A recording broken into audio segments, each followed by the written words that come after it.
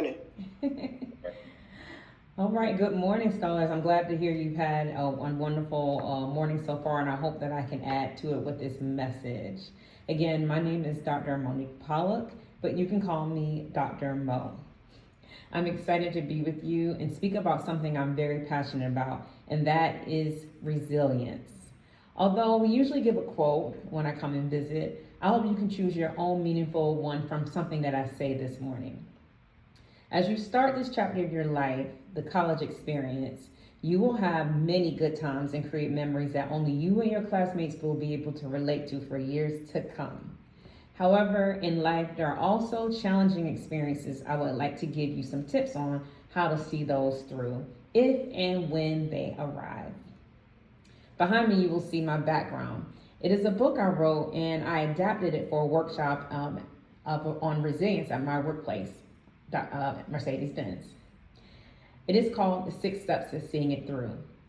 I had the privilege of walking my colleagues through the very same 6 steps I'm going to give you this morning because it is never too early to learn them and to put them into practice. So let's get started. Take notes on this very quick and condensed version that I have for you this morning that I had to fit into less than 10 minutes. So here we go. Step 1, mental.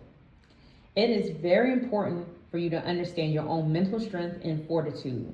This is your ability to block out the distractions and negativity while staying on your path to success. This could be in your academics, sports, or any endeavor you choose. I would also like to say this also includes your mental health and wellness through self-care and therapy if needed. Step 2, emotional.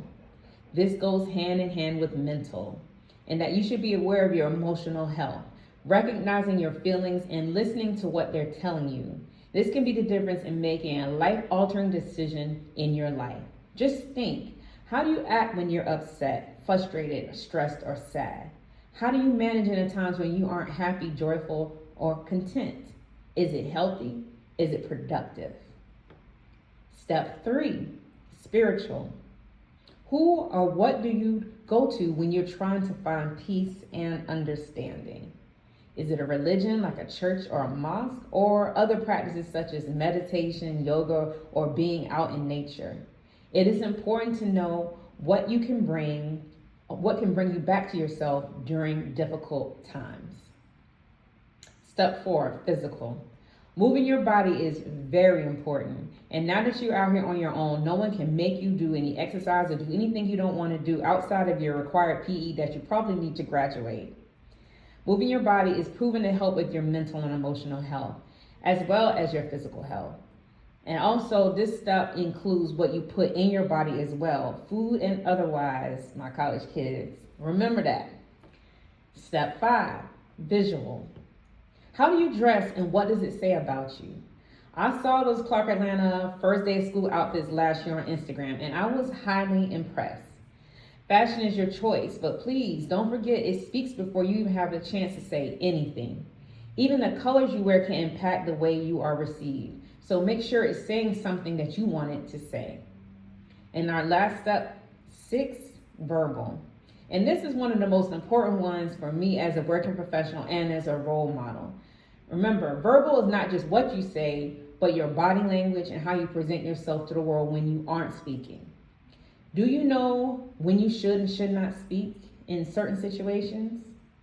How to keep your mouth closed at certain times? Do you know how to speak up and set boundaries and how to respectfully clap back when needed?